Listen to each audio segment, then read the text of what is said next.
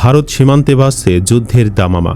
বিএসএফের বিরুদ্ধে অস্ত্র ধরেছে সাহসী বিজিবি সেনারা। শুধু তাই নয়, বিজিবির আগ্রাসনে শেষ পর্যন্ত পালাতে বাধ্য হয়েছে বিএসএফ। এজন্যই বলা হচ্ছে বিজিবি শুরু থেকেই বাঘের বাচ্চা, কিন্তু এদেরকে এতদিন বিড়াল বানিয়ে রাখা হয়েছিল। এদিকে সীমান্তে বিজিবির কাছে পাত্তা না পাওয়ায় উদ্ভট সব কথাবার্তা বলছে পশ্চিমবঙ্গের এমপিরা। হুমকি দিচ্ছে জোরপূর্বক বাংলাদেশের ভূখণ্ড দখলেরও। জানা যাচ্ছে ভারত যাতে জোরপূর্বক কিছু করতে না পারে সেজন্য সীমান্তে অস্ত্র তাক করে রেখেছে বিজিবি সেনারা। বলে রাখা ভালো, লালমনিরহাটের পাটগ্রাম উপজেলার দহগ্রাম ৩ বিঘা করিডোর সীমান্তের শূন্যরেখায় বিএসএফের কাঁটাতারের বেড়া নির্মাণের চেষ্টা ও বিজিবি বিএসএফের মধ্যকার উত্তেজনাকর ঘটনায় উভয় বাহিনীর ব্যাটালিয়ন কমান্ডার পর্যায়ে একটি পতাকা বৈঠক অনুষ্ঠিত হয়েছে। শনিবার বেলা ১১টা থেকে দুপুর ১২টা ২৫ মিনিট পর্যন্ত ভারতের অভ্যন্তরে ৩ বিঘা করিডোর সড়কের পাশে বিএসএফের সভাকক্ষে এই বৈঠক অনুষ্ঠিত হয়। বৈঠকে সীমান্তে উদ্ভূত পরিস্থিতি নিয়ে দুই পক্ষে তীব্র বাদানুবাদ হবার খবর পাওয়া গেছে। একই দিন সকালে ভারতের পশ্চিমবঙ্গের মেখলিগঞ্জের বিজেপি বিধায়ক দধিরাম রায়ের দেওয়া একটি উস্কানিমূলক মন্তব্যে নতুন করে বিতর্কের সৃষ্টি হয়েছে। শনিবার সকালে উত্তেজনার খবর পেয়ে ৩ বিঘা করিডোরে আসেন পশ্চিমবঙ্গের মেখলিগঞ্জের বিধায়ক দধিরাম রায়। তিনি সেখানে বিএসএফের ঊর্ধ্বতন কর্মকর্তাদের সঙ্গে কথা বলেন।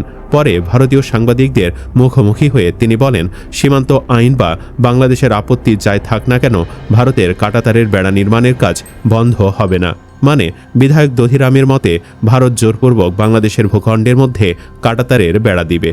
সামাজিক যোগাযোগ মাধ্যমে ছড়িয়ে পড়া ভিডিওতে বিধায়ক দধিরাম রায়কে বলতে শোনা যায়, খবর পেয়ে সকালে এখানে আসলাম, বিএসএফের অফিসারদের সাথে কথা বললাম। পরিষ্কার কথা হচ্ছে কাজ চলমান প্রক্রিয়ায় আছে, কাজ বন্ধ হবে না। পতাকা মিটিংয়ের মাধ্যমে আলোচনা চলতে থাকবে, কাজও চলতে থাকবে। সরকারের যা অর্ডার আছে, রুলস অ্যান্ড রেগুলেশনে যা আছে সেভাবেই কাজ হবে। বাংলাদেশ কি বলল কি না বলল তাতে আমাদের কিছু যায় আসে না। ভারত সরকার যা নির্দেশ দিয়েছে সে অনুযায়ী কাজ হবে। উল্লেখ্য, বাংলাদেশ ভারত সীমান্তের প্রধান পিলার DAMP 7-এর 12 নম্বর সাব পিলারের পাশে 3 বিঘা করিডোর এলাকা থেকে ভারতের 20 গজ অভ্যন্তরে বিএসএফের আহ্বানে পতাকা বৈঠক হয়। বৈঠকে ভারতের পক্ষে 6 সদস্যের প্রতিনিধি দলের নেতৃত্ব দেন 174 বিএসএফ ব্যাটালিয়নের কমান্ড্যান্ট ভিনোদ রেধু ও 30 বিএসএফ ব্যাটালিয়নের কমান্ড্যান্ট S নারায়ণ মিশ্রা। বাংলাদেশের পক্ষে 7 সদস্যের প্রতিনিধি দলে নেতৃত্ব দেন বর্ডার গার্ড বাংলাদেশ বিজিবির রংপুর 51 ব্যাটালিয়নের অধিনায়ক লেফটেন্যান্ট কর্নেল নাজিউর রহমান। বৈঠক সূত্রে জানা গেছে, আলোচনা শুরুতেই বিএসএফ কমান্ড্যান্ট বিজিবির গত শুক্রবারের মুখোমুখি অবস্থানের সমালোচনা করেন।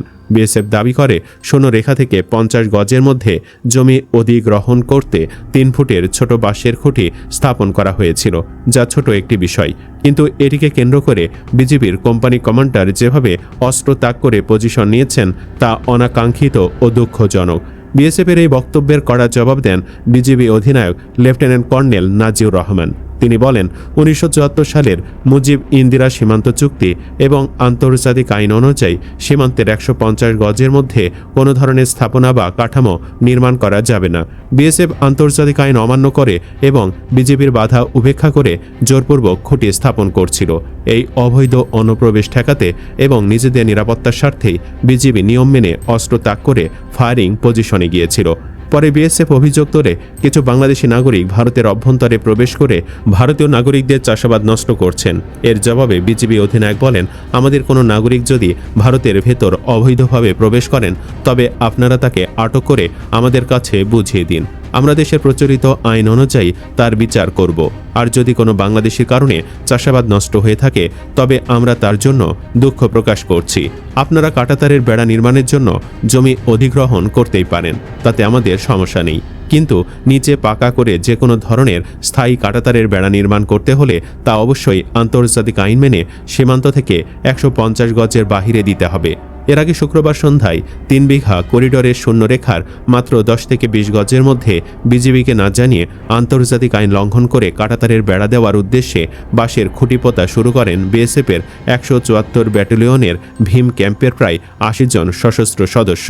বিজেপি বাধা দিলেও তা উপেক্ষা করে কাজ চালিয়ে যাওয়ায় আর কোনো উপায় না থাকায় বাংলাদেশের সার্বভৌমত্ব রক্ষার্থে পানবাড়ি কোম্পানির কমান্ডার সুবেদার সোলেমান আলীর নেতৃত্বে বিজিবি 4 থেকে 5টি সেকশনে ভাগ হয়ে ভারী অস্ত্র তাক করে প্রতিরোধ গড়ে তোলে, যার মুখে শেষ পর্যন্ত বিএসএফের অহংকার চূর্ণ বিচূর্ণ হয়ে যায় এবং এক পর্যায়ে তারা পিছু হটে।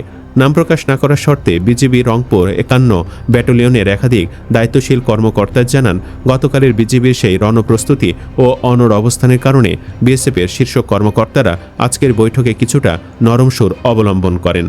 তারা বিজিবিকে সীমান্তে অতটা অ্যাগ্রেসিভ বা আক্রমণাত্মক না হওয়ার জন্য বিশেষভাবে অনুরোধ করেন। জবাবে বিজিবির পক্ষ থেকে বিএসএফকে পরিষ্কার জানিয়ে দেওয়া হয়েছে, ভবিষ্যতে যদি শূন্যরেখায় কোনো ধরনের কাজ করার প্রয়োজন হয় তবে তা হঠাৎ করে বিজিবিকে না জানিয়ে করা যাবে না। যদি জোর করে কিছু করা হয় তবে বিজিবি গুলি ছুটতেও পিছপা হবে না।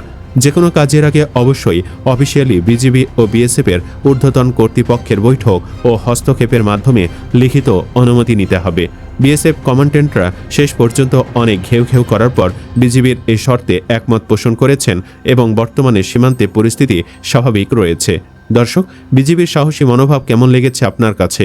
কমেন্ট বক্সে জানিয়ে দিন আপনার মতামত। ভিডিও ভালো লাগলে লাইক দিন এবং চ্যানেলটি সাবস্ক্রাইব করুন। ধন্যবাদ।